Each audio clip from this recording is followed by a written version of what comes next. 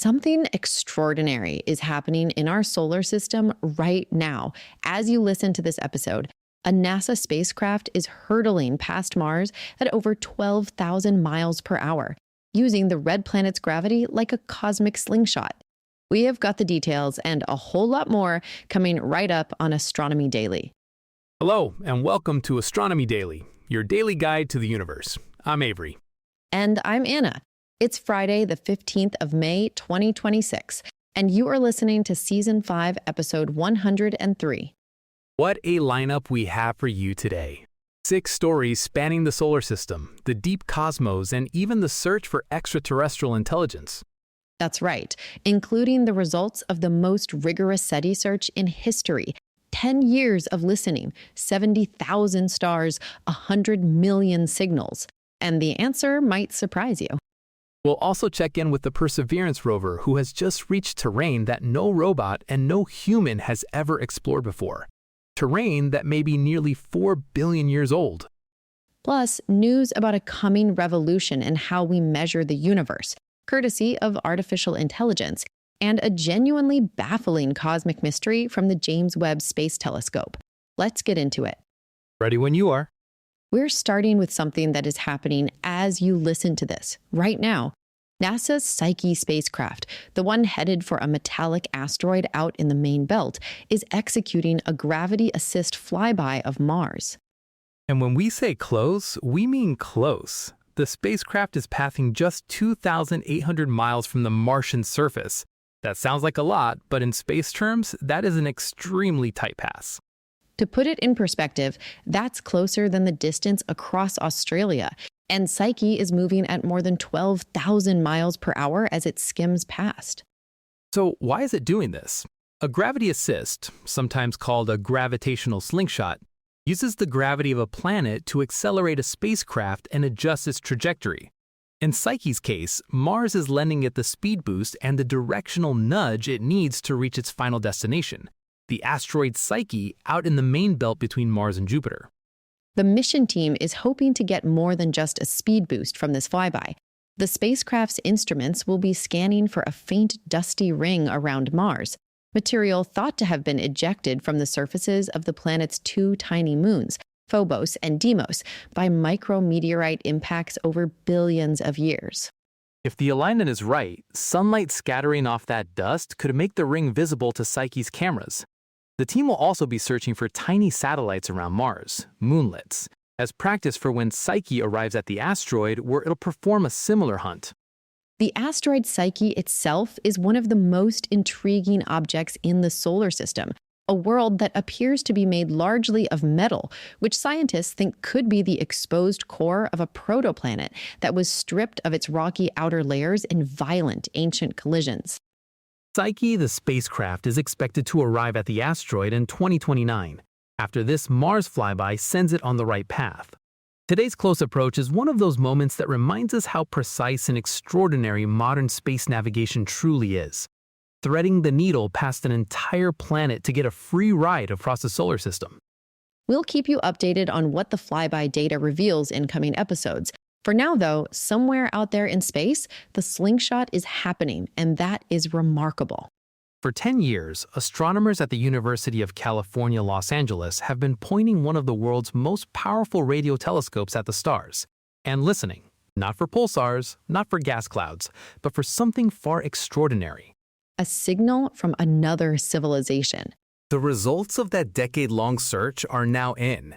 The team used the Green Bank Telescope in West Virginia, a 100-meter dish, to scan more than 70,000 stars and planetary systems. Their data processing pipeline analyzed more than 100 million candidate signals. And every single one of them, every last signal, turned out to be us, human-made radio frequency interference, not ET. Now, before we get too disappointed, this is actually a landmark achievement in science, because a null result, when it's done this rigorously, is enormously valuable. The team's pipeline has a demonstrated 94 to 99% efficiency for detecting the kind of narrowband signals that a technologically advanced civilization might transmit. So if something was out there broadcasting in that frequency range, they had a very good chance of catching it. What they can now say with confidence is that fewer than 600 thousandths of 1% of stars within 20,000 light years of Earth host a transmitter powerful enough to be detectable by their search. That's an extraordinarily precise upper limit. And the search is far from over. The team emphasizes that with next-generation radio telescopes coming online in the coming years, the volume of sky they can monitor is set to increase by orders of magnitude. The universe is vast, and they've only just started listening properly. Jean-Luc Margot, the lead researcher at UCLA, has been running this program since 2016.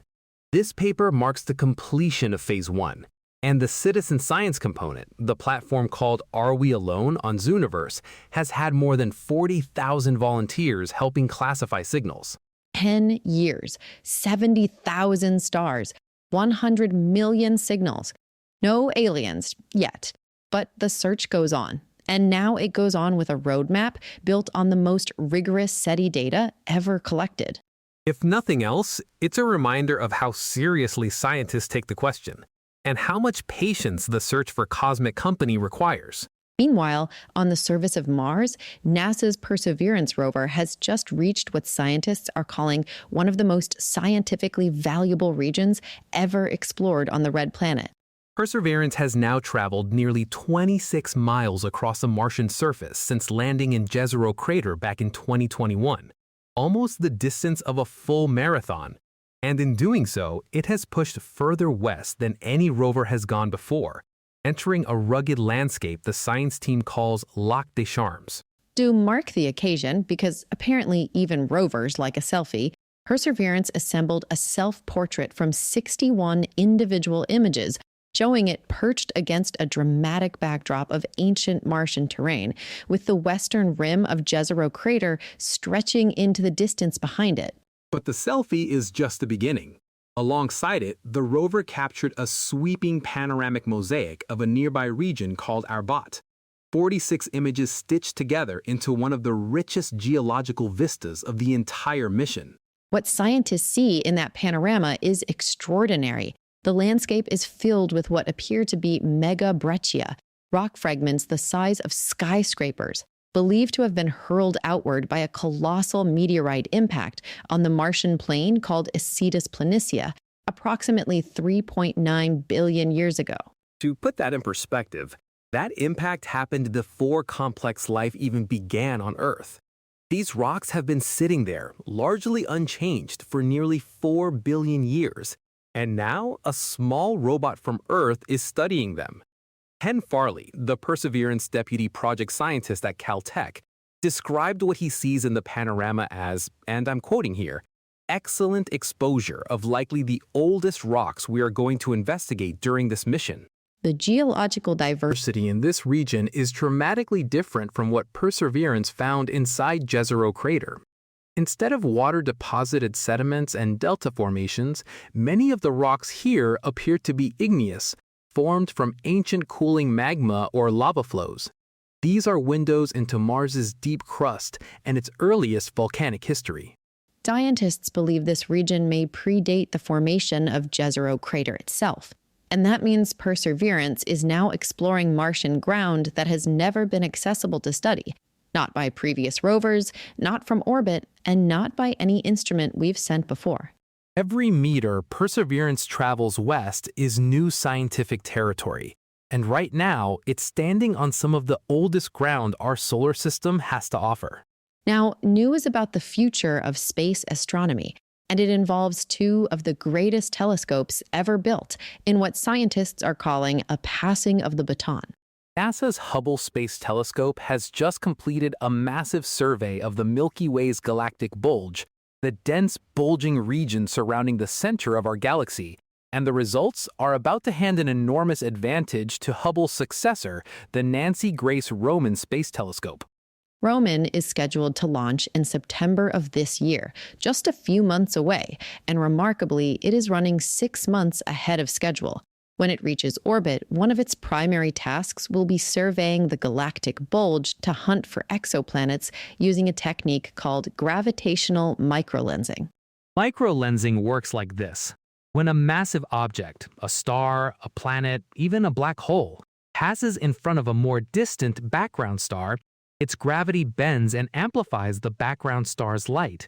By measuring those brief brightenings, Roman will be able to detect planets that would otherwise be invisible to us. Roman's Galactic Bulge Time Domain Survey is expected to locate more than 1,000 exoplanets orbiting far from their stars, beyond the orbital distance of Earth from the Sun. But to do that well, scientists need to know exactly what the galactic bulge looks like before any lensing events occur, so they can tell the difference between a lensing signal and just a variable star. That's where Hubble comes in. The survey it's just completed has built a baseline catalog of 20 to 30 million stars in the galactic bulge. When Roman gets going, it will expand that catalog tenfold to 200 to 300 million sources and produce some of the deepest images ever taken of any part of the sky. Jay Anderson of the Space Telescope Institute summed it up beautifully. He said, "The great thing about microlensing is that we'll be able to do a complete census of objects as small as Mars that are moving between us and these fields in the bulge, no matter what it is. Black holes, rogue planets, neutron stars, Roman will find them all." Hubble, now more than 30 decades into its mission, is gradually losing its ability to precisely point itself as its gyroscopes age. One day, its extraordinary journey will come to an end. But it is going out with grace, making one final massive contribution to science and lighting the way for the telescope that will carry on its legacy. Roman launches in September. The age of wide-field space astronomy is almost here. All right, before moving on to our next story, let's get in a quick mention about our sponsor, NordVPN, the people who not only protect us online, but help us keep the lights on. They've put together a great deal for you, which I highly recommend you check out. After all, you want the best online protection for the lowest price, right? You can find all the details about our hot deal by clicking on the link in the show notes. All right, let's get back into today's space and astronomy news. One of the great challenges in modern cosmology is measuring how fast the universe is expanding, and right now, there's a crisis. Different methods of measuring that expansion rate give different answers, and nobody is quite sure why. It's called the Hubble tension, and it has been keeping cosmologists up at night for years. Now, a team of researchers has used artificial intelligence to make one of the key tools in that measurement, Type 1a supernovae, significantly more precise, 4 times more precise, in fact. Let's unpack that. Type 1a supernovae are stellar explosions that happen when a white dwarf star accumulates enough material from a companion star to trigger a catastrophic nuclear runaway. They are so bright, billions of times the output of our sun, that they can be seen across the universe. And because they explode in a relatively consistent way, astronomers can use them as cosmic mile markers to estimate distances. The trouble is, they are not perfectly consistent. Their brightness varies depending on the age of the host galaxy, the chemical composition of the original star, and a host of other factors. Astronomers have long used correction factors to standardize these measurements, but those corrections have always been somewhat blunt. One well-known example is the so-called mass step. Supernovae in heavier galaxies tend to appear slightly differently from those in lighter galaxies, so researchers apply a brightness correction based on the host galaxy's mass. It works as a practical fix, but it doesn't really explain what's driving the difference at a physical level. The new AI approach cuts through all of that noise in a single step. Instead of applying a series of separate corrections, the machine learning model analyzes the full complexity of the supernova's light curve simultaneously, accounting for multiple sources of variation at once, and producing a far cleaner distance estimate.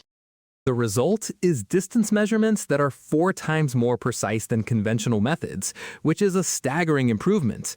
Applied across thousands of supernova observations, that precision could sharpen our measurement of the universe's expansion history dramatically. This matters enormously for the Hubble tension.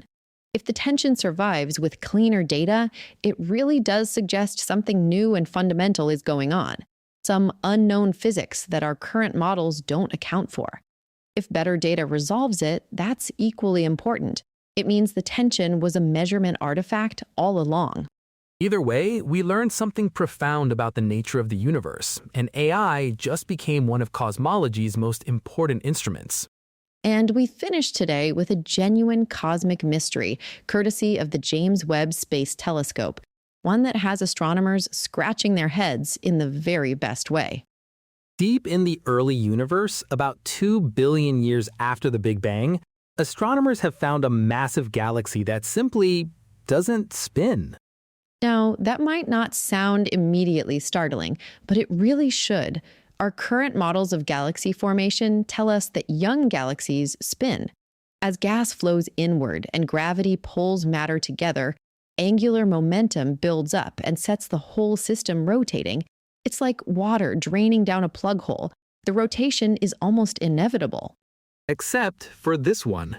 The galaxy, cataloged as XMM-VID 2075, shows no evidence of rotation whatsoever. Instead of the ordered, rotating structure you'd expect from a young galaxy, its stars are moving in essentially random directions. Chaotic swirl with no net spin. That kind of behavior, what astronomers call a slow rotator, is normally associated with the very largest, most evolved galaxies in the local universe. Galaxies that have been through billions of years of collisions and mergers and have had all that angular momentum scrambled away.